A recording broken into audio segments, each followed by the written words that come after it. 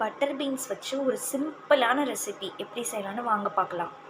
Butter பீன்ஸில் நம்ம gravy பார்த்துருப்போம், நிறைய வறுவல் மசாலாலாம் பார்த்துருப்போங்க. இது ரொம்ப சிம்பிள். இதுக்கு எதுவுமே தேவையில்லை.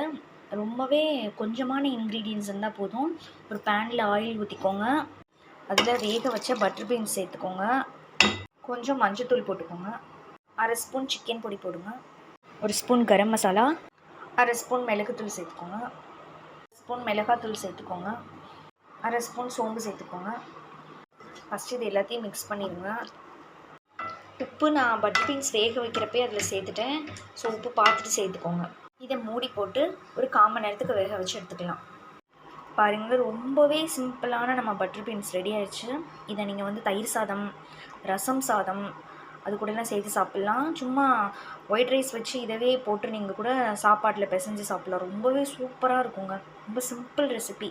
நீங்களும் ட்ரை பண்ணி பார்த்துட்டு எப்படி இருந்துச்சுன்னு கமெண்ட் பண்ணுங்கள்.